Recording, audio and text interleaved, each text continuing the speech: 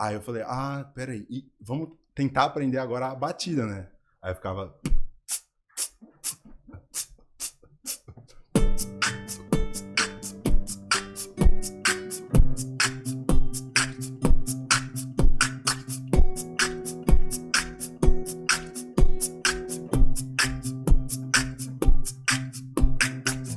E aí, você vai... Animal.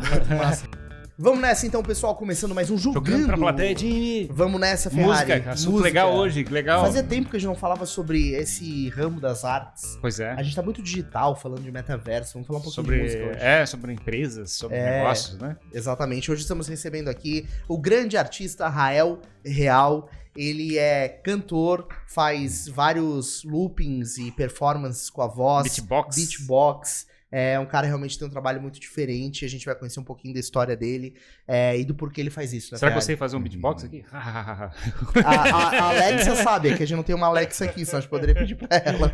É isso aí, Rael. Cara, vamos fazer uma batidinha. Tá bom? Seja bem-vindo, cara. Prazer muito te ter aqui hoje nesse papo. Conta um pouquinho pra gente. Tu não é daqui de Floripa, é? Não. Não Bom, é daqui. Boa tarde, eu sou o Rael. Eu sou de São Paulo. Tô aqui já tem uns 5 anos, mais ou menos. Na verdade, agora, dia 12, fez 5 anos exatos que eu tô aqui. Bacana. Mas eu me sinto daqui. Já tá manezinho, então. Eu não sinto vontade. Meu filhote é manezinho. Ah, é? Então eu já tenho o green card daqui. E eu pretendo ficar aqui o resto da minha vida. Eu não me sinto como de fora, eu me sinto como se fosse daqui, assim. Legal. Qual foi o perrengue lá em São Paulo, então? Qual foi como é que é? Tu falasse que trabalhasse em tecnologia, coisa assim? Eu trabalhava com informática, sou formado em TI, trabalhava com informática. Como assim que? Só que São Paulo é uma correria gigante. Te formasse em algum tipo de especialização? Eu sou formado em TI, né? TI. Em tecnologia da informação. Uhum. Mas eu atuei mais na parte da manutenção em si, fazendo de tudo. Quando a pessoa trabalha de manutenção, ela tem que cuidar até da água e da luz da empresa. Exato. É culpa do TI. Mas, assim, fora isso, São Paulo é 6 horas de condução para ir pro trabalho, para voltar. É uma correria imensa. E não tem nada perto, né? E aí o acaso me fez acreditar no meu sonho e me colocou no rumo de novo, me trouxe aqui pra Floripa. Como é que tu veio parar em Floripa? O que aconteceu? Tu acordou um dia e falou assim, tô indo lá pegar o metrô, tô indo pegar o carro, não vou fazer isso, vou pra Congonhas e vou sair fora. Foi quase isso, só que quem fez essa escolha por mim não fui eu, foi o destino, eu acho, sei lá. Eu tava numa fase ali em 2017 em que eu tava trabalhando com informática, tava dando tudo certo. E a música não tava...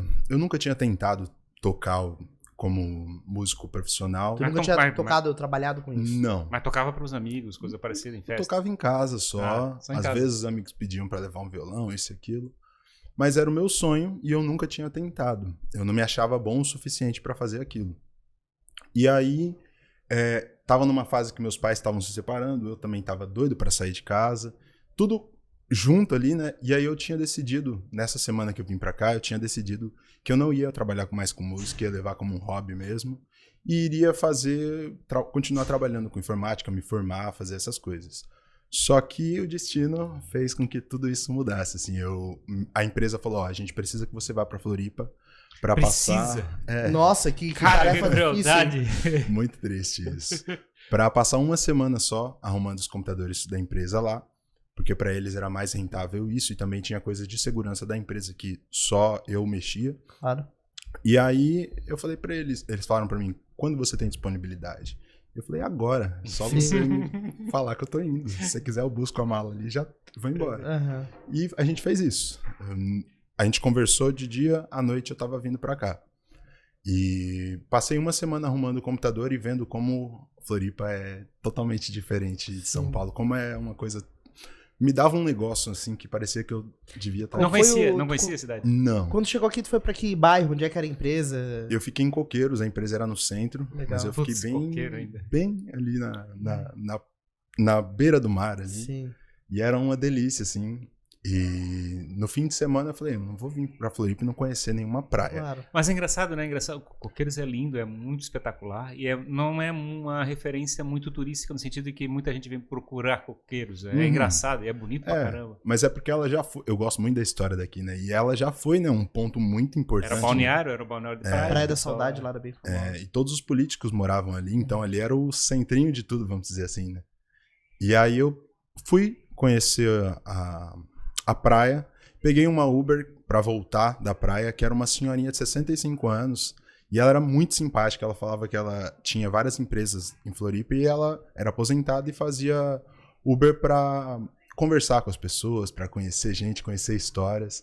Que praia que tu foi, só por curiosidade? Fui no Campeche. Escolhei no Campeche, legal. Por causa da história do Pequeno Príncipe e Sim, aquilo. E aí ela falou, não sei porquê, mas eu te vejo morando aqui. Você moraria aqui pra Floripa? E aí eu falei, eu gostei muito de Floripa, eu queria morar por aqui. E eu vejo que aqui tem muita oportunidade de cultura, de música, as pessoas gostam, vão atrás disso. E eu gostaria sim, mas como eu não conheço os locais e não sou muito de ficar indo em todas as baladas, isso e aquilo, eu teria que pegar umas férias e vir conhecer Floripa para depois decidir morar, né? Daí ela falou assim, eu acredito que nada na vida é por acaso. E eu acredito que você não pegou o meu Uber por acaso. E agora que você falou de música, eu lembrei que mais ou menos um mês atrás eu tinha pego uma moça que ela tocava em todos os bares daqui da região.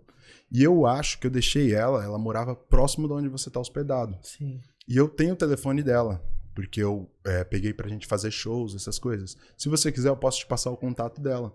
E ela era solteira, e você tá solteira, ela era bonita, quem sabe? E nisso eu dei risada. É Cupido, é uma Uber Cupido. E eu dei risada e passei o meu contato pra ela me enviar depois o contato da moça. À noite ela me enviou, eu já tava indo dormir, eu falei, não, amanhã eu mando mensagem. Mas aí eu pensei, eu tô em Floripa, tá tudo aqui, por que eu vou deixar pra amanhã? Sim. Aí eu mandei mensagem e a menina me mandou mensagem logo depois que eu respondi. Ela falou, eu vou começar a tocar agora, tô tocando em tal lugar, era pertinho de onde eu tava, era 200 metros de onde eu tava. E falou, se você quiser vir aqui, já conhecer e tal. Mandei falando, sou de São Paulo, queria conhecer mais sobre a música, isso e aquilo. Aí cheguei lá, primeiro eu perguntei pro pessoal que tava junto comigo, tinha 2 meninas morando comigo, se elas queriam ir também, porque eu não queria ir sozinho, né? Chegar num bar, vai estar uma cantora, vai estar uma cantora, geralmente vai ter um monte de gente junto com ela. A minha percepção era essa. E aí ninguém quis ir. Eu já tava com a roupa de dormir, eu coloquei a roupa de novo e fui pra lá, né? Cheguei lá todo suado, porque era um pouquinho mais distante. Era bem ali em Coqueiros mesmo. E assim que eu cheguei, a gente conversou um pouquinho depois que ela foi pra pausa. Assim que ela subiu no palco, ela me chamou pra tocar. Caramba, meu Deus, você te botou no fogo. Senhora, e assim, eu que nunca tinha subido num palco pra tocar assim pras pessoas comuns, assim, eu falei, vamos. E ali eu falei, eu tava tocando, as pessoas curtindo e eu pensando, era pra eu estar dormindo. E eu tô fazendo o que eu gosto. Que bom, né?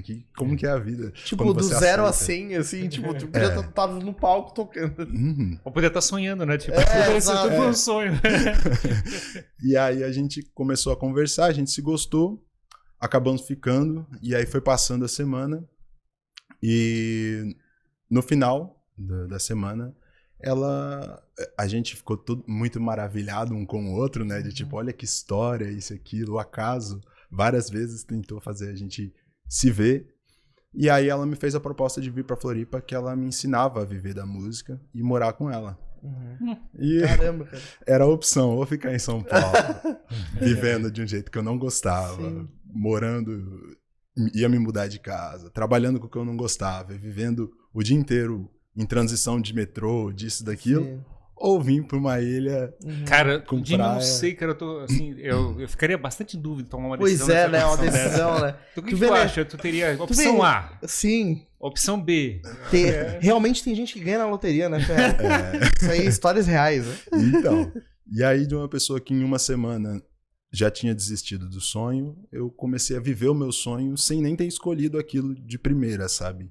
Não, eu acredito que não fui eu que me coloquei as pessoas vivem falando de você tem que acreditar no seu sonho, isso e aquilo, E eu acredito que agora eu tenho que estar aqui porque não fui nem eu que escolhi estar aqui. Foi o destino que falou, você vai. Se você não, mesmo se você não quiser, eu vou te colocar lá. Sim. Você é obrigado a tentar viver do que você ama. E eu, depois disso, falei, agora é isso que eu vou fazer pra minha vida, eu escolhi isso, vou até o fim. E quanto tempo... A empresa deve ter se arrependido de ter tomado a decisão de... Pois é, né? Quanto tempo demorou? Tu voltou pra São Paulo e falou assim, olha, voltei só pra dizer tchau, tá, empresa? Exatamente. Eu voltei pra São Paulo, falei, pessoal, tchau, peguei minhas coisas. Aí o cara assim, por que eu te mandei pra São Paulo? Vendi as coisas que eu tinha pra lá e tudo, e vim morar pra cá. E aí foi um perrengue. Tavas com família ou tavas morando sozinho já lá? Não, eu morava com a minha família. Eu tava com 23 para 24 anos e eu morava com meus pais, mas já tava doido pra sair. E aí... É o perrengão, né? Você morar num lugar que você não tem ninguém da família perto. Amigos, nada. Não tem nenhum amigo. E você não sabe o que é. Ainda mais com uma pessoa que você acabou de conhecer. Morando junto com essa pessoa. Você morar junto com qualquer pessoa é complicado. Claro. Morar junto com seus pais, que são pessoas que te criaram, que te ensinaram as coisas, é complicado. Morar com outras pessoas, e ainda mais uma pessoa que você não conhece, foi bem perrengue, assim. Foi bastante. Mas, assim, foi a pior e a melhor coisa que aconteceram na minha vida, assim. Foram os momentos mais... Instáveis. Emocionalmente dos dois lados, assim. Então, foi muito bom. A pergunta que não quer calar, tu chamou a Uber pra ser madrinha do casamento? A gente não casou. Mas, magicamente, eu peguei ela mais umas 3 vezes. Tá brincando, cara? Depois... Pô, mas tua vida é cheia de coincidência. Em momentos em que estava acontecendo coisas bem importantes, porque, assim... Logo que eu cheguei aqui, eu descobri que eu ia ser pai. Caramba! Passou 15 dias, ela engravidou. E foi assim, né? Da água pro vinho, a mudança totalmente. Realmente, em todos os setores da minha vida. Como diria o Faustão, não é o Faustão, é o Galvão, haja coração. Foi exatamente isso. Culpa dessa motorista de Uber, né? Cara, que loucura. Mas assim, a gente só pode olhar pra toda essa história e dizer que era pra ser, né? Porque... Exatamente. É assim que eu olho. Eu olho e falo, era pra ser tudo isso. Não tem nem como dizer nada, né? É uma sucessão de fatos. Fecha o olho e aproveita. E vai vivendo. E assim, nesse começo, imagino que tenha sido difícil pra ti, porque tu não entendia ainda como atuar profissionalmente com música. E aí tu começou a trabalhar junto com ela onde ela trabalhava, ou tu começou a pegar datas separado?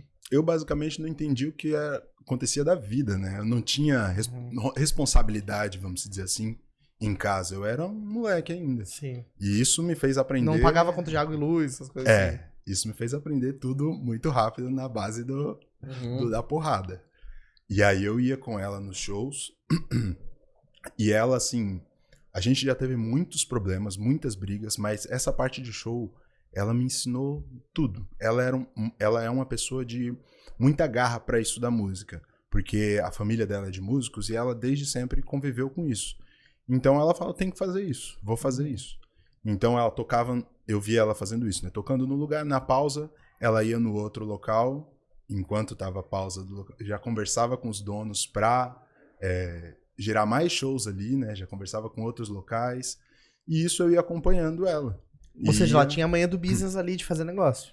E o que eu acho que eu passei pra ela também é que, assim, eu acredito que a maioria, a grande parte dos músicos daqui de Floripa, eles estavam, naquela época, meio acomodados, vamos dizer assim, de que não tinha uma concorrência, muita concorrência aqui. Então eu sei fazer as notas, eu sei tocar... Zé Cabaleiro, sei tocar aquelas MPBzinhas, vou continuar aqui no meu... Lenine. E eu trouxe pra ela a questão de São Paulo de competitividade. Claro. De que você tem que ser o melhor naquilo que você faz. Lá é guerra de foice.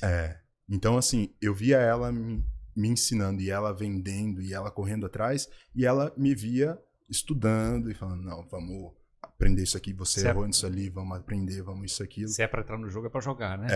Então foi uma troca muito... Esse negócio da competitividade, cara, acho legal tu falar isso, né? Porque eu tenho bastante consciência disso, né? Eu nasci em São Paulo, apesar de ter vindo bem novo pra cá, mas eu tenho total clareza, até por conviver com muitas pessoas de São Paulo, a diferença de pessoa agilizada que é aqui em Floripa e em São Paulo, né? É totalmente diferente o senso de competição e de que tu tem que se aprimorar. E às vezes quem vem de São Paulo vem com muita sede, né? Porque lá tu tá... Quer empurrar tudo aqui. Exato. Exatamente, chega aqui empurrando o mercado, é bem isso. E é algo que não é que um lado é ruim e outro lado é bom. Exato, é diferente. É que são diferentes, culturas diferentes, exatamente. né? Em São Paulo, desde que você nasce, você aprende que se você não fizer um negócio direito, vai vir outra pessoa que vai fazer. E que às vezes, se pra você começar, tu já começa brigando pra entrar no metrô. Então, tu já começa por aí, né? E que mesmo você fazendo um negócio muito bem, muitas vezes vai vir uma pessoa que tem um equipamento melhor, que sabe fazer um negócio melhor que você mesmo, você se esforçando. Então, assim, você é obrigado a correr atrás das coisas, a se esforçar para aquilo. A se dedicar e tal. Se eu vou fazer algo, eu vou fazer de um jeito que as pessoas olhem e falam: que legal, que da hora isso que você tá fazendo. Sim. E eu meio que sigo isso na música sempre, sabe? E essa linguagem para entrar então no assunto de beatbox e utilizar o loop, foi nesse processo de chegar e achar uma linguagem própria da... Exatamente. Aqui em Floripa não tinha muito nisso. No Brasil inteiro não tem muito disso. E lá fora as pessoas usam bastante. O Ed Sheeran, ele ficou famoso... Ele tocava na rua fazendo isso. A minha filha falou, o Ed Sheeran faz também. Ela falou assim, assim. Eu não sabia disso que ele fazia. Ele tocava na rua fazendo ele isso. Ele é sensacional, né? Ele ainda faz show assim, né? Literalmente. Só que assim, ele faz com 200 mil de equipamento. Sim, com certeza. É uma coisa assim, é muito bom. Mas também tem muito. Mas o legal é que provavelmente ele também não começou assim, né? Então... Ele começou na rua... fazendo, as pessoas iam vendo e curtindo aquilo. E como é que foi a primeira experiência de tentar fazer loop e coisa parecida? O que foi isso? A primeira experiência eu acredito que foi porque eu via bandas tocando e eu sempre tive muito problema com banda de ver parte dos integrantes não se esforçando enquanto uma parte se esforçava. Sempre é assim. Em qualquer ramo de trabalho que você vai fazer, né, que tem uma equipe, vai ter isso. E eu falei, não, eu vou fazer tudo. Então, na realidade, tu queria ser prático. Não era exatamente para ser diferenciado. É juntar os dois, né? Os dois. Não tem aquele negócio do Amen Band lá, que o cara com pele aciona não sei o quê, cotovelo, outro instrumento e a gaita, né? Vai fazendo isso. Né? Mas como a coordenação motora foi isso, é mais difícil, tipo, né? é louco, mas tem uns caras que... Então fosse primeiro pra questão do loop, pra depois ver como é que fazia o beatbox. Eu comprei um looping primeiro com... um cara que morava em Rondônia, muito longe, e ele foi muito gente boa, porque assim, não tinha muito aqui no Brasil. E quando tinha, era muito caro. E esse cara, ele trabalhou muitos anos em navio, essas coisas, e ele tinha esse equipamento. E aí ele confiou em mim e me enviou o produto pra eu testar, e depois eu pagava ele. Caramba! E eu testei, tava funcionando, paguei ele. Logo depois eu vim pra Floripa. E aí eu falei, eu tenho agora o equipamento, tenho o produto, eu tenho que melhorar esse produto para vender ele. E eu comecei a tentar colocar tanto no rock, tanto no jazz, tanto no samba, tanto no funk, tanto na eletrônica. Eu gosto muito de rock e de eletrônica, então fui atrás disso. Pro pessoal que não sabe o que é o loop, então o que é um loop? É você aperta um botão e ele repete tudo que você falar. Normalmente um pedal, é isso? É um pedal, mas também um tem gravador, de assim. E ele grava o tempo exato que você falar. Então, por exemplo, eu vou fazer... E aí ele vai ficar repetindo isso. Como é que ele sabe como é que é o timing, a cadência? É você fazer com o seu pé. Você ter você tem que ter... Isso é o difícil do looping, né? Você tem que treinar isso pra você acertar o tempo. Ele tem indicação visual que tá fazendo o loop? Acabou o ciclo do loop? Não. Só você imaginar. Você tem que e o metrônomo, ele tem um metrônomo interno ou ele detecta pelo... É tudo... Qualquer gravador eu consigo fazer porque esse tempo tá na minha cabeça, não tá no looping. Eu uso da minha cabeça. Eu aperto e ele começa a gravar. E tem que apertar de novo pra parar? Aí eu aperto de novo, ele para e fica repetindo aquilo. Aí ele fecha aquele ciclo. Aí eu vou gravando por cima daquele ciclo. E aí como é que sabe que o próximo ciclo vai ser no mesmo tempo? Porque eu sei o que eu gravei ali naquela passada. Mas, então, mas ele tenta encaixar os tempos, né? Pra poder fazer... Não, ele fica ali rodando, né? E ele já tem... como eu apertei no tempo, ele tem aquele tempo pra ficar rodando. Ele já estipulou aquele tempo. E aí a continha de matemática. Você tem que saber exatamente o tempo que você tá. Tipo, tu gravou, sei lá, 10 segundos de caputs.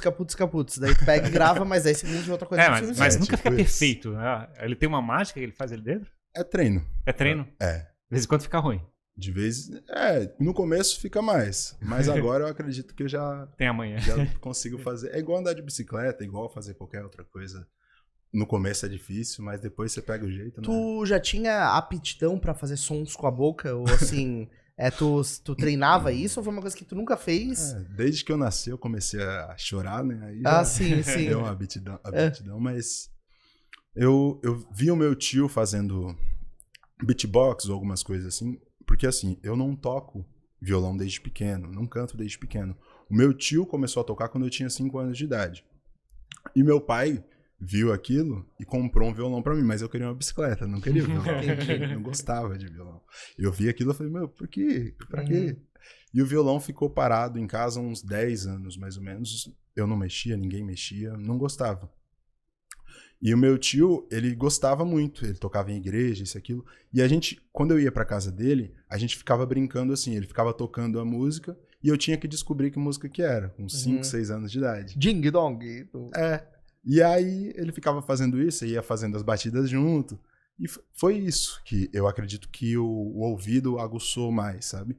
E quando eu tinha 15 anos mais ou menos, eu tava numa lan house, que é a parte de informática, e tinha um menino tocando Metallica.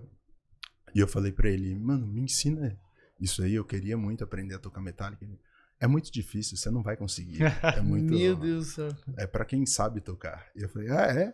Que toscão. Aí eu corri pra casa, peguei o violão e em uma semana eu tava tocando a música dele. Aí tu falou aí, olha aqui, rapaz. Só que como a minha família não tinha condição de dar aula, qualquer coisa do tipo, eu colocava no canal de videoclipe e ficava vendo o som que fazia ali. Eu acho que o ouvido tava aguçado desde pequeno, alguma coisa assim, mas eu ficava vendo o que aquele som tá fazendo. Deixa eu tocar no violão. É aqui que faz. E aí eu ficava imitando. Como nos videoclipes, geralmente, um mês passava a música todo dia que passava videoclipe eu tava lá. Era uma aula já. Eu usava DVD de show, Seu Jorge, Deep Purples, uma coisa bem parecida. Pois é, um lado do outro. Mas aí eu ficava vendo essas músicas e ficava até aprender a tocar. Então eu aprendi vendo... Mas sem saber, assim, teoricamente, essa é a nota tal, essa é a tal, essa é a tal. O meu tio, ele desenhou uma mão, aí ele fez os números da mão e ele desenhou as notas. Falou, cada número é um dedo, você encaixa ali e faz essa nota aqui. E aí tinha dó, ré, mi, fá, sol, lá, si. Entendi. E aí eu aprendi com isso, esse papelzinho e os essa era a tua partitura. E a parte da voz, cara? Porque na verdade eu vejo que tu tens um timbre bom de voz, tudo. A parte da voz, assim... Poderia ser radialista também. Pois é. Já pensei também. Um tio meu, ele trabalhava como locutor em Curitiba. Eu aprendi a parte da voz, foi a parte mais difícil. Eu acho que instrumento vocal é o instrumento mais difícil, porque assim, o violão, quando você quebra uma corda, quebra uma coisa, é só você comprar outra. E a voz não. A voz você tem que cuidar, você tem que se dedicar. Mas eu via... O pessoal tem muita inspiração em músicos, e eu via os comediantes fazendo, via o Shaolin, o Tom Cavalcante, o Adnet, imitando, fazendo imitações. Como o cara consegue cantar igual o Leonardo, igual o Zezé de Camargo e depois fazer uma voz totalmente diferente. E eu achava aquilo muito da hora e eu falei, eu quero aprender aquilo. Eu comecei depois que surgiu, que a internet ficou mais acessível, vamos dizer assim, aí eu comecei a ver vídeos de como faz aquele drive, aquele na voz. Vamos ver, vamos aprender isso, vamos aprender aquilo. E comecei, até que, como eu falei, aqui em Floripa parece um lugar mágico, assim. Tem um professor que era a minha inspiração, mas nunca que eu ia conseguir fazer uma aula com ele, porque ele é o melhor professor de canto, é um dos melhores do mundo. Nossa. E eu tava tocando aqui, logo no comecinho, eu tinha começado a tocar, e aí tinha umas mesas ali, as mesas começaram a bater palma quando eu terminei, quando eu olho, era ele. Caramba. Já conhecia ele, então? Já sabia quem era? Já, por causa de vídeos no YouTube. É o Ariel Coelho. Ele fez carreira aqui, só que eu não sabia que ele tinha feito carreira aqui. E aí eu já comecei a conversar com ele, isso e aquilo, e comecei a fazer umas aulinhas com ele. Dele, eu conheci um outro professor, que é o professor do Chitãozinho Chororó, Sandy Júnior. Ele é muito bom. E ele também é muito acessível. É uma pessoa muito gente boa. Ele faz aulas online, né? E eu faço aula com ele até hoje. Assim, Eu acho que é um negócio mais importante para qualquer pessoa que quer cantar isso e aquilo, porque você é um atleta, vamos dizer assim. Você está usando uma parte do seu corpo durante várias horas no dia. Então você é um atleta, você tem que condicionar aquilo ali. Então você tem que estudar, como qualquer outra área, né? Você tem que estudar, tem que ir atrás e é pro resto da vida. Você vai ter que estudar. Tanto que o Chitãozinho e Chororó cantam muito bem há 60 anos, porque eles estudam até hoje. É engraçado, tem esse lado do... O músico muitas vezes gosta de ficar focado no instrumento e outro que gosta de cantar, né? Cada um tem uma sua praia, vamos dizer assim. De certa forma, tentar se trabalhar tudo ao mesmo tempo. Exatamente. Só que pra mim, a voz que o ser humano... A gente descobriu um negócio muito mágico, que é saber usar, gesticular o que a gente quer. Nenhum outro ser consegue fazer isso. Só a gente consegue fazer isso. E é um negócio que, com o que a gente fala, a gente consegue emocionar alguém, consegue trazer qualquer tipo de emoção. Pode ser dor, pode ser alegria, felicidade, amor, qualquer coisa. É louco isso, realmente, né, cara? Eu nunca tinha parado pra pensar nisso. Tem até a narrativa também, né? Você ainda pode contar uma história, né? A música tem isso, né? Você tem uma história pra ser contada ali na letra. E às vezes, assim, como é um negócio emocional, às vezes você nem fala nada, mas só pelo tom que você emite, você emociona as pessoas. Eu já teve música que eu tô cantando e pelo som eu não tô prestando atenção na emoção que eu tô emitindo ali. Mas quando eu olho, tem alguém chorando. Ou tem alguém feliz. A culpa é tua. Uma vez eu tava tocando Chão de Giz. Uma moça pediu. E aí eu tô lá tocando. E geralmente quando eu começo a tocar, eu briso ali. Eu entro num mundo meu. E quando eu abri o olho, a mulher tava chorando. Isso, aquilo, que perdeu alguém especial. Isso, aquilo. Caramba, cara. É muito, muito... Sei lá, muito especial. É a melhor coisa pra mim. Como é que tu combina o beatbox e o looping com o teu show cantando? Porque, claro, a gente tem aquela imagem do cantor tradicional que vai lá e canta, tem ali um repertório que ele vai executar ali naquela noite, aí beleza, usa alguns instrumentos. Mas o teu show tem uma pegada diferente, assim, né? Quando eu cheguei em Floripa, eu tinha 45 minutos de setlist. E geralmente um show é de 3 horas, 2 horas, 4 horas. E aí eu fui aprendendo e eu sofri um acidente logo no começo que eu cheguei aqui, quebrei a perna e fiquei 6 meses de cama. Caramba! E nesse tempo eu falei, eu tenho que fazer algo de útil na minha vida, né? Como eu tava no início, eu comecei a correr atrás de criar uma setlist. E assim, eu fiquei 6 meses de cama, mas quando eu saí, de 45 minutos eu tinha 15 horas de repertório. Nossa. Então eu tinha muita música, de vários estilos diferentes. E eu criei um show que ele é para agradar todos os públicos. Porque quando a gente vai num local, ou quando a gente tá numa família, todo mundo tem uma ideia, tem histórias diferentes e tem culturas diferentes, gostos diferentes.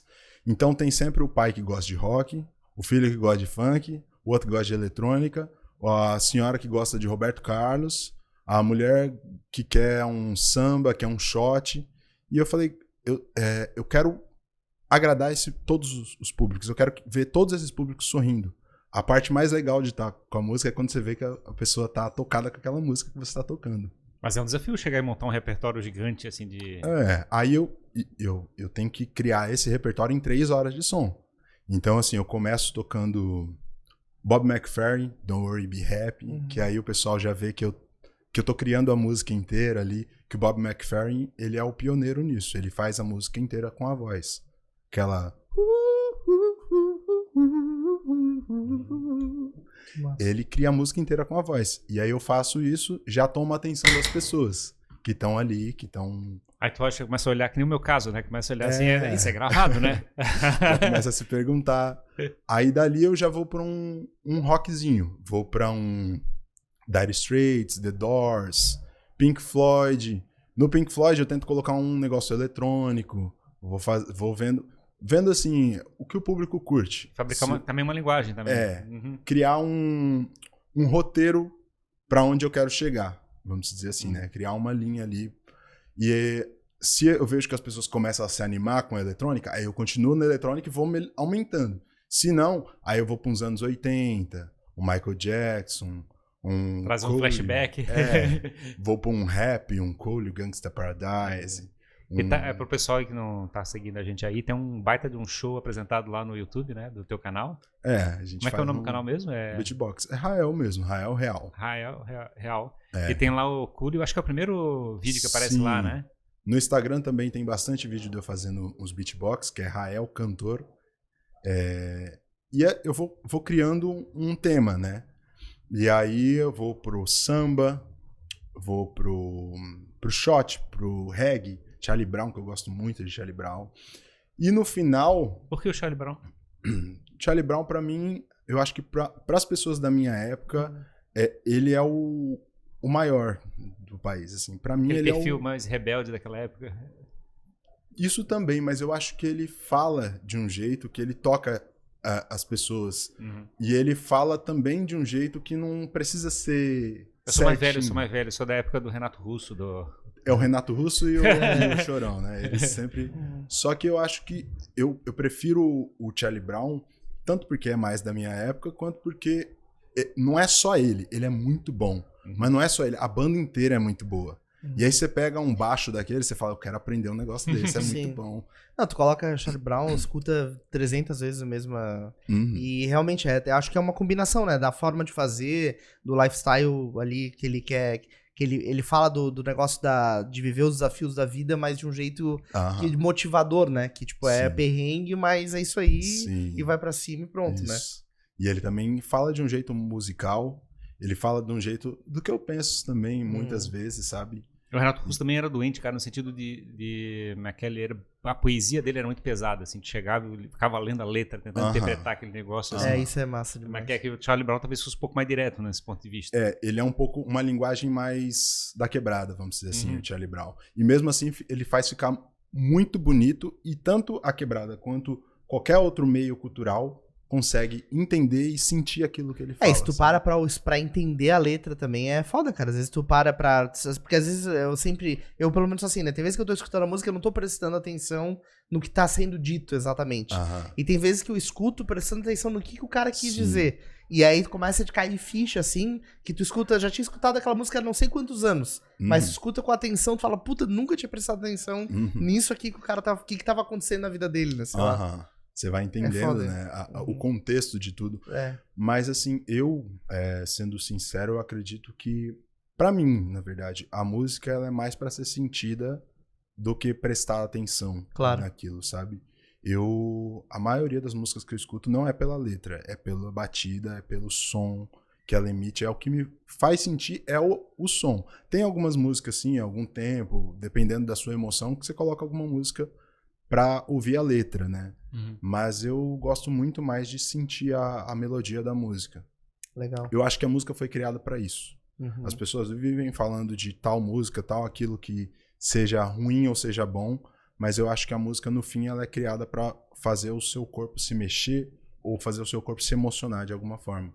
Na verdade, ele tá trabalhando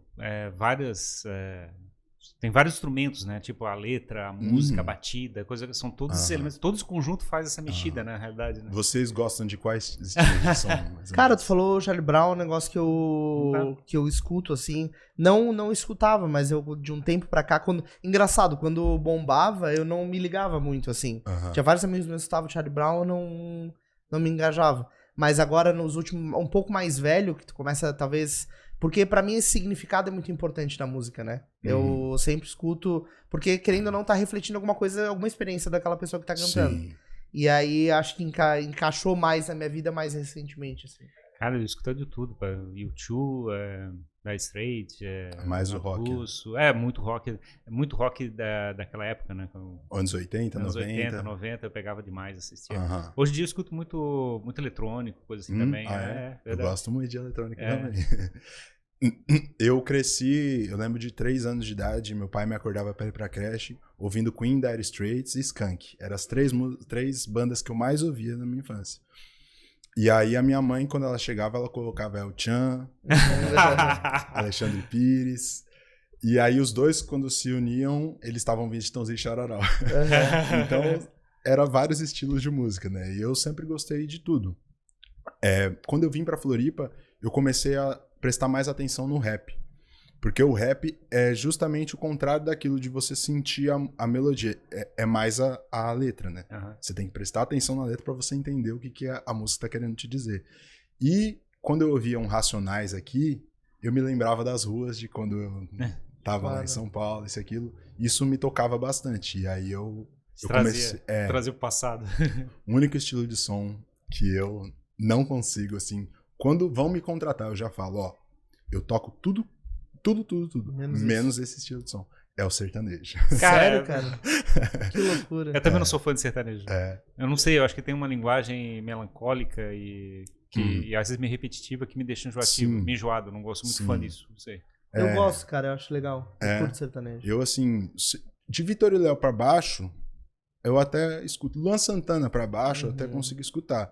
Mas pra cima, eu não consigo, porque não é nem...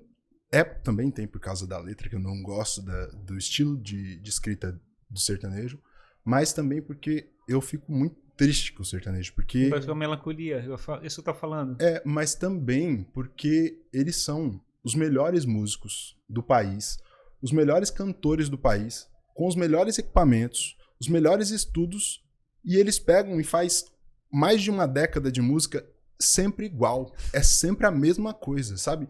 Você pega um cara que treinou lá fora, que isso, que aquilo, tem um baixo de 40, 50 mil, um equipamento top, as melhores coisas, pra fazer uma música que é sempre a mesma melodia, sempre o mesmo acorde. Cara, é que tem um apelo, assim, talvez seja isso, né? Não sei, não sou especialista na área, mas tô emitindo uma opinião, a fonte é minha cabeça.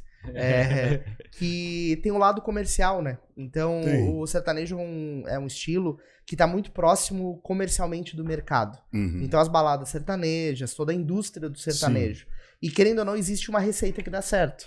Então, aí é meio que um divisor de águas. A gente já discutiu isso com músicos, né? Até que ponto tu faz a tua arte, até que ponto tu faz pra poder bombar. Sim. Só que, assim, o Luan Santana é uma prova de que dá pra fazer claro. sem isso. Não, porque o Luan Santana ele faz vários estilos diferentes. Trabalha as linguagens. O Luan Santana teve, inclusive, um podcast do Sorocaba, né? Falando que ele foi o primeiro investidor da carreira do Luan Santana, né? No começo e tal, ele botou uma grana lá. E, inclusive, as primeiras músicas, acho que Meteoro é uma música que quem compôs foi o Sorocaba e alguém da equipe dele ali. Pelo que eu me lembro do corte, era isso. E aí ele fala como o Luan foi se desenvolvendo artisticamente. E realmente, ele é absurdo, assim. De todos os cantores sertanejos, eu reconheço muito a maneira como ele construiu o caminho dele. Porque tu vê que ele é um cara que ele tem uma solidez no trabalho dele até hoje, né? Diferencial, né? Até hoje, um diferencial até hoje. Assim, não foi uma moda, né? E ele foi um símbolo teen, assim, né? Digamos assim. O mercado meio que colocou essa identidade. Mas hoje ele é um cara que é mais velho, que tá em outra vibe, mas ele ainda tem um trabalho muito bom, muito consistente. Mas assim, eu acho que eles têm poder, a indústria do sertanejo, eles têm um poder tão grande que eles conseguiriam fazer os dois tipos de som. Fazer um som experimental, vamos dizer assim. Impor uma outra linguagem. Tentar. Ó, gente, tem mais aqui, ó. Vocês podem escutar outras coisas. Mas não, eles só querem fazer aquilo mesmo. Eles se acomodaram que aquilo dá certo, que tem aquela receita. E é uma coisa que eu admiro no funk, por exemplo. Que o funk, ele é o contrário, o oposto disso. Muitas pessoas não gostam, mas assim, são músicos que geralmente eles não têm ensino nem preparo nenhum, eles não têm equipamento nenhum, eles conseguiram um computador velhinho lá na quebrada deles, isso e aquilo, e eles pegaram um aplicativo bem chulezento e com aquilo eles criaram algo novo. É ruim, é bom, é isso e aquilo. Não é eu que tenho que julgar, é quem tá curtindo que tem que falar se é ruim ou é bom. Mas com aquilo, sem propaganda, sem milhões e milhões de gastos com aquilo, ele conseguiu ficar famoso. Eu entendi o teu ponto, assim, é da onde o cara sai, né? O ponto as condições que ele tem pra fazer algo, né? Também, e pra criar algo novo. Que eu acho que a música, como qualquer outra área, é isso, né? É você se desenvolver a área, né? Sim. E muitas vezes, em alguns locais, quando eu tocava em outros locais, as pessoas falavam, você tá perdendo de tocar em outros locais aqui por causa do sertanejo. E eu pensava, e eu até falava com a pessoa, eu tô conseguindo locais tocando Frank Sinatra. Sim. Tocando Racionais, tocando Dire Straits. Por que eu vou fazer aquilo que tá todo mundo fazendo? Claro. Ficar exatamente aquilo onde ninguém tá, né? Tipo, eu sou o único. Eu já tenho a tua linguagem. Por que eu vou fazer a linguagem que tá todo mundo fazendo, pois sabe? Só porque, digamos, é mais comercial, né? De certa forma. E muitas vezes o mais comercial não é o mais rentável. Exatamente, porque tá todo mundo disputando o mesmo espaço. Posso ter muita demanda, mas é um produto só. Eu não tenho 500 produtos para eu vender. Eu sou o meu produto. Então é um produto que eu não posso ficar vendendo para todo mundo. Porque não dá. Senão acaba a minha voz. Claro. Então eu tenho que me especializar também, né? E o beatbox, cara? Como é que eu começo isso? Mas quero brincar com esse negócio. Como é que brincasse? Como é que começa isso? Primeira coisa, principalmente você que falou... Fabinho Beatbox. É pegar a musicalidade. Você pega o ritmo. Então você escuta uma música eletrônica, ela tá lá. Você já tá fazendo assim com a cabeça, você já tá vendo que tem um ritmo. Sim. Então... essa é a parte fácil, é só um S, né? Você tá falando. Aí você vai... Aí ferrou. Vai fazendo com a boca. Aí de repente... Aí depois disso, você vai para um rap, que aí é uma batida mais quebrada.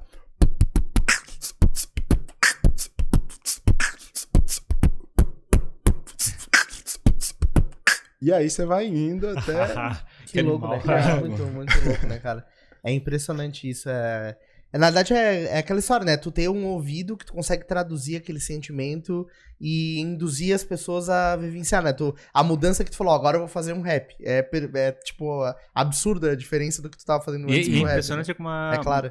Mas que a precisão no som, como ele é parecido com uma batida de uma bateria, ou de coisa assim, como tem... E que é um treino, é como o cara tá jogando bola, o cara né? tá de olho fechado, é uma caixinha tocando, né? Muita gente acha que é. Né? Mas eu acredito que assim, como um cara que quer ser jogador de futebol, ele vê um jogador jogando ali e ele vai tentar primeiro fazer as coisas igual o jogador que já tá lá, o músico eu acho que também tem que fazer isso. E o cara que quer aprender um beatbox, ele também tem que fazer isso. Já tem tudo na internet, já tem tudo. As músicas já estão lançadas, já tem a batida. Então é só ficar ouvindo e prestando atenção ali, repetindo. É bom também fazer isso em casa sozinho, porque dá uma vergonha, as pessoas ficam olhando assim, o que é isso? O que esse cara tá fazendo? Se tem um momento do teu dia que tu se tranca, assim, agora eu vou experimentar. Tem umas coisas que você teus vizinhos ficam assim, o que esse cara tá fazendo? Eu geralmente não quero atrapalhar as pessoas, então eu não fico fazendo muito em casa, né, gritando. Mas já teve uma vez que eu achei muito legal, eu tava tocando num apartamento em Coqueiros. Eu tava ensaiando, e aí eu tava tocando New York. E aí quando eu terminei, assim, várias janelas começaram a bater palma. É mesmo? Sério? Que legal, cara. E eu fiquei muito feliz, né? O negócio você não tá... Tô me lembrando daquelas, como é que é, tiradinha que o pessoal faz uma piada idiota, né? E faz... É isso aí. Não sei se tu quer fazer alguma coisa com violão pra gente, pra dar mostrar pro pessoal, né, um pouquinho do que tu faz, assim. Eu tô curioso pra ver como é que ele monta o caminho da música ali junto com o beatbox, né? Eu não acho que é uma mágica, né? Eu acho que é mais você aprender mesmo. Igual, como eu te falei, eu lembro que na época lá, quando eu tava aprendendo a tocar violão, tava muito famoso o Black Eyed Peas. Tava passando muito. E aí eu lembro que um dia inteiro do clipe, né, que era 3 minutos do dia, eu ouvia o som ali. Dum, dum, dum, dum, dum, dum, dum. E eu ficava... Aqui faz o som. Dum, dum, dum, dum, dum. Dum, dum, dum, dum, dum, dum, dum, dum, dum, dum, dum, dum, dum, dum, dum, dum. Aí eu tirei a parte do baixo. E eu falei, vamos ver o que a guitarra faz.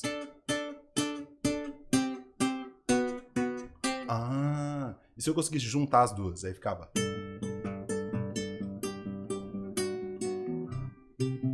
Aí eu falei, peraí, vamos tentar aprender agora a batida, né? Aí eu ficava...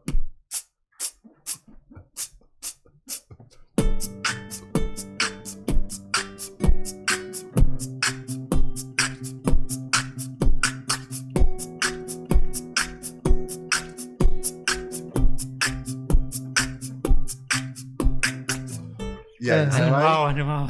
Massa, você vai aprender. Eu tava escutando já agora, feeling. I got a feeling. E foi assim que eu aprendi a tocar. Sim. É legal, porque é uma coisa muito nata tua, né? Essa história de tu pegar de ouvido, assim. Que na verdade, eu imagino que o estudo ali, as notas musicais, depois a tradução disso, nada mais é do que uma forma de tu criar um instrumento pra entender o que a pessoa tá ouvindo, né? É uma tradução do que o ouvido escuta. Sim. Então a origem é tu pegar pelo ouvido, né? Sim. E também eu acredito que a competitividade foi muito importante para eu conseguir aprender isso. Porque não tinha muita opção. Mas eu via aquele meu amigo que estava tocando na Lan House quando eu comecei a tocar. Sim. E a gente tinha uma amizade competitiva que nos ajudou a crescer no mundo da música. Era o Gabriel, meu amigo. E ele, quando ele viu que eu tirei a primeira música ali, ele olhou assim e ele falava, eu tenho que agora me mostrar melhor do que ele, né? Porque tá todo mundo vendo que ele tirou a música que eu falei que ele não ia conseguir. E aí ele aprendia uma coisa nova. E ele vinha pra mim me mostrar. E eu falo, não, eu tenho que aprender também. E aí eu corri atrás e a gente começou a ter uma corrida ali. A primeira banda que eu tive foi com ele. E com um amigo nosso, que era o meu melhor amigo, que faleceu. E a gente começou a competitividade me ajudou a querer aprender a querer. Mas tu estavas tocando, então, tinha uma banda, tocava com outras pessoas? Era uma banda dessas de garagem, né? A gente tocava pra gente. Pra vocês. Comercialmente tem trabalhado sozinho? Comercialmente eu trabalho sozinho, geralmente. Se o contratante quiser, eu tenho alguns instrumentistas, meus amigos, mas, assim, geralmente, como eu faço todos os instrumentos... É a mágica que tá buscando também, né? Geralmente a pessoa que contrata, ela... Ele quer a mágica, né? Mas também consigo fazer show com banda e tudo mais. Eu gosto de tocar, eu gosto de todos os estilos de som. Eu ia perguntar outra coisa, tem muita coisa tocando no TikTok, pessoal fazendo 5 vozes, assim, literalmente, assim, só, sem nenhum instrumento, nem beatbox, só chegando e fazendo, como se fosse... É tipo capela, né, que eles chamam, né? Que faz vários atores. Tu tens tentado fazer isso também no looping, não? Eu faço. A Gangsta Paradise, por exemplo, eu faço todas as vozes, né? É verdade.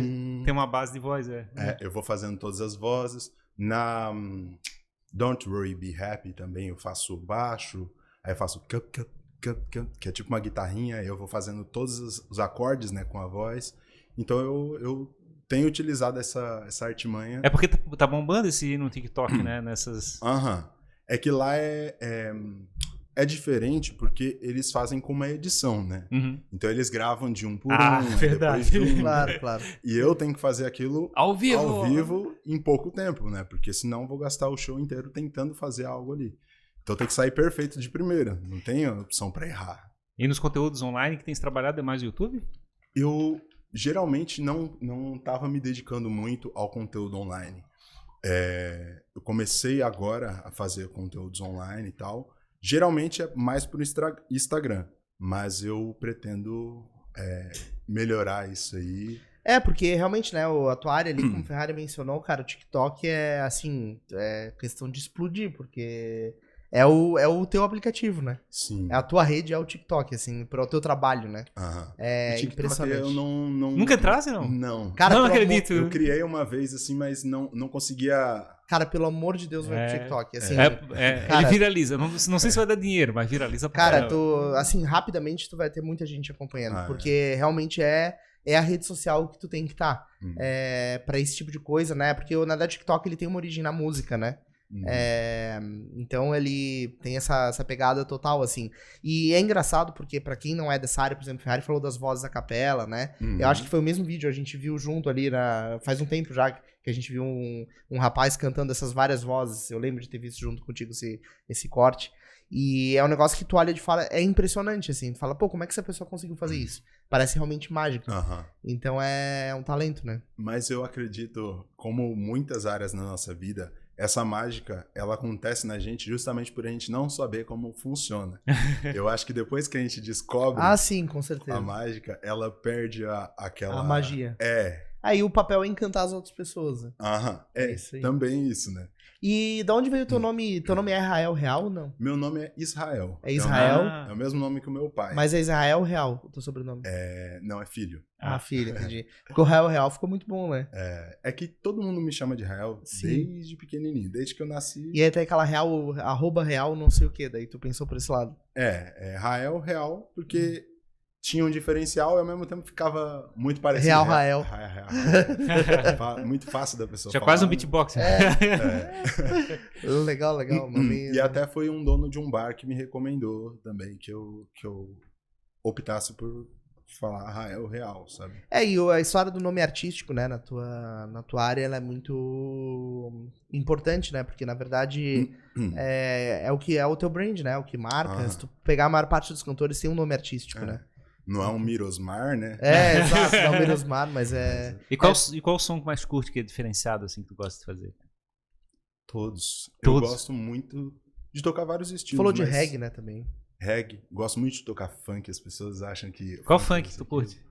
Todos os estilos, desde, tipo... Se ela dança, eu danço. Se ela dança, eu danço. Se ela dança, eu danço. Fale pro DJ. Até desses novos. Novos não, né? Depois que eu conheci o Mandela. Depois que eu vi como ela dança. Cara, é muito TikTok esse negócio, cara.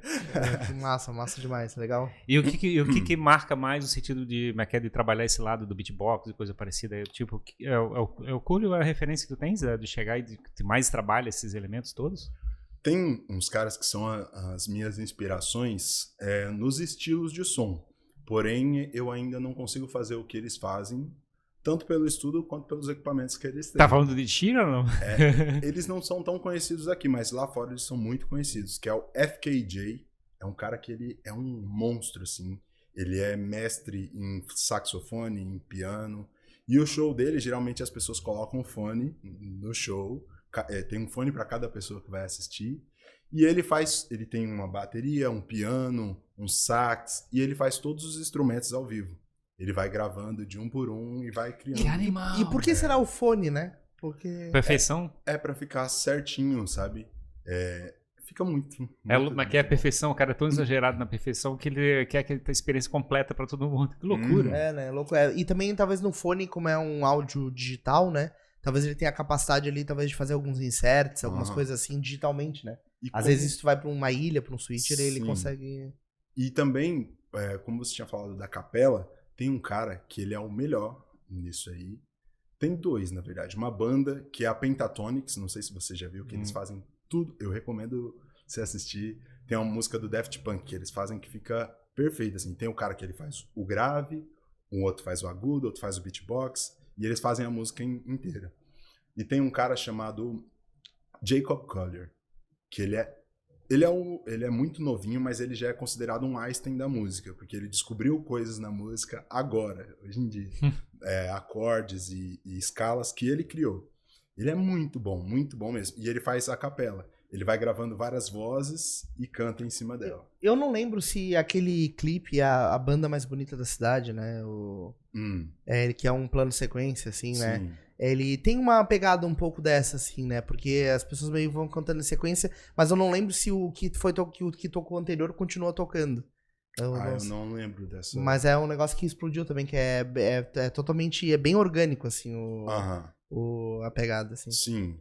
Eu, sendo bem sincero, acredito que o futuro da música não vai ser mais você ser um cantor muito bom ou você ser um músico muito bom. Eu acho que as nossas gerações ainda curtem música, mas as gerações futuras, elas vão querer algo diferente. Elas vão querer algo que faça elas prestarem atenção, porque geralmente as crianças não estão mais conseguindo prestar atenção por muito tempo em alguma coisa. Eu acho, na realidade, eu acho que todo o processo de produção de conteúdo, seja até para o YouTube, aqui é o podcast, a gente tá falando aqui, por exemplo, no podcast, O pessoal dizendo que na internet o cara não fica 15 segundos assistindo um vídeo, já fica de saco cheio. Enquanto isso, a gente faz um podcast e fica 1 hora o cara assistindo. Quer dizer, por que será que esse podcast consegue segurar 1 hora e de repente uma inserção, uma coisa parecida, não dura 15 segundos? E tem muito relacionado no entendimento à entrega, né? O que você está entregando para a pessoa. Digamos, por isso que eu acho que tem aquela questão da arte, né? Você chegar e fazer alguma coisa que faz um impacto na pessoa, que transforma a pessoa de alguma maneira. E a questão do conversar sem ter um padrão certinho é algo que a pessoa ela sabe que não vai ter algo que ela já viu, vai ter algo novo ali. Então ela se força a ficar ali, sabe? Se mantém ali porque é algo novo, é algo que ela tem certeza que ela não viu em outro lugar. E eu acho que a música também vai ser assim. Mais pra frente, eu acredito que as pessoas só vão prestar atenção no músico, isso aqui, se ele estiver fazendo algo diferente, que vai focar a atenção da pessoa. Tá experimentando, testando limites, forçando algum negócio, quer dizer, fazendo a pessoa passar pelo perrengue de criar algo novo na tua frente, né? E isso é muito nítido pros músicos de barzinho, de restaurante, disso e aquilo. Porque muitas vezes você chega no local, tá um músico assim, tocando uma musiquinha bem calminha e todo mundo conversando, ninguém tá nem aí. É como se fosse colocar um DJ ali pra tocar. Claro. E eu não gosto disso. Gosta da energia. Eu vejo também, eu te vi tocando no Coco Bambu, né? E eu me lembro que no final chegasse e pedisse perguntando pro pessoal quem escolheu uma música pra tocar e coisa parecida. Que trazer um pouquinho o pessoal pro teu estilo, pra tua forma de comunicar. Eu quero que as pessoas entendam que eu tô ali pra fazer um trabalho e que elas podem prestar atenção que o trabalho vai ser legal, vai recompensar, elas vão ver algo novo, vamos dizer assim. E geralmente quem presta atenção depois chega e fala, cara, nunca tinha ouvido isso, nunca tinha ouvido dessa forma. Bacana. Muito massa, cara, muito bom conhecer a tua história, né, e assim... principalmente, eu acho que o mais importante do nosso papo hoje aqui é mostrar como existe espaço para fazer coisas diferentes, né? Que as pessoas não precisam seguir os mesmos caminhos que já estão propostos. Porque a tua vida é totalmente... O roteiro é totalmente diferente do que seria esperado. A própria história é uma arte, né? Exatamente. Não só existe espaço para fazer algo diferente, como se você faz algo diferente, é quase certo que esse algo vai dar certo. Legal. Você tem que pegar os formatos de outras pessoas que deu certo, mas inovar aquilo ali. Legal. Sabe? Criar algo novo. Eu acho que essa é o sucesso. O sucesso em si não é você tá... rico, mas assim, no sentido de chegar e transformar as pessoas e estar em volta, né? Exatamente. Bacana. Muito massa. Legal, baita história. Baita história, cara. Obrigado, né, por ter vindo aqui, compartilhado teu tempo, sucesso, né, na tua carreira. Mas daqui a 5 anos a gente vai ver o nosso vídeo assim, aquele cara lá ficou famoso. E vai pro TikTok. Eu quero um corte assim, Jimmy está falando para Rael Real e ir para o TikTok. Daqui a 2 anos ele aparece lá na Globo. Cara abrindo Rock in Rio, tá ligado? Tem um corte lá. É isso aí. Tamo junto, cara. Quais são as tuas redes sociais ali? Eu sei que é Rael Real, mas deixa as tuas arrobas aí pro... Rael Cantor. Rael Cantor. Rael Cantor ou Rael Real, você pode pesquisar em qualquer lugar que vocês... Canal no YouTube também você tem, né? No YouTube e no Instagram. E tem trabalhado aqui em região de Florianópolis, geral? Mas eu também toco em todas as regiões. É mesmo? Tem shows, pro mês que vem tem show em Brusque, tem casamentos também pra fora. Então o pessoal vai te encontrar na rua, então. Vocês podem chamar o Brasil inteiro que a gente tá aí. Então se quiser contratar também, já chama no contatinho ali que já rola a contratação. Contratar também. Essa parte de TikTok, de YouTube, é uma coisa que eu não tenho tanto... casa de ferreiro espeto de pau, sabe? Trabalhei com informática, mas não gosto muito dessa parte de fazer a propaganda em si. Como os restaurantes estavam me chamando, muitas vezes, pelo boca a boca, eu não me dediquei tanto na propaganda em si. E é algo que eu quero ir atrás também. Então, se conhecerem gente que trabalham com isso também, que sejam boas... A internet, ela é um mundo de descoberta, né, cara? Se eu não me engano, posso falar uma grande besteira, mas o Justin Bieber, por exemplo, ele era um cara que fazia cover pro YouTube. Assim, então... E virou o Justin Bieber, sabe? Então, foi visto, foi encontrado e acho que a internet, esse é o papel legal da internet, né? Tu pega um cara como o Whindersson Nunes, por exemplo, que começou gravando vídeo e tal, e se transformou no Whindersson Nunes. Então, essa é a parte boa, né? Do que a internet pode potencializar a vida, a carreira de uma pessoa. Então tem que aproveitar, né? Essas oportunidades. Demais. É isso aí. É essa a ideia. Então, tem conteúdo no nosso podcast aqui, pra poder o pessoal conhecer um pouco mais da tua história. É isso aí. Fechou. Conta com a gente e em breve a gente faz um outro papo. E apareçam também nos Claro, nos sem eventos. dúvida, sem Beleza, dúvida. vamos seguindo. Tamo junto. Obrigado, então, a você que acompanhou mais este episódio aqui no Jogando pra Plateia. E aí, Ferrari? Beleza? Caputz. Ó, trilhazinha de encerramento, Ferrari. Animal. Quem não se inscreveu ainda no nosso canal, por favor, faça isso, né? Inscreva-se, ative o sininho. Siga a gente no Instagram, no TikTok. A gente tá também no YouTube Shorts, com vários trechos ali bombando, Ferrari. Vamos pegar uns trechinhos dos beatbox aqui pra botar na nossa rede social, né? O pessoal vai seguindo a gente também. Exatamente, vamos soltar alguns cortes lá. Muito obrigado e até o próximo episódio do Jogando Para a plateia. Até mais, tchau, gente. pessoal.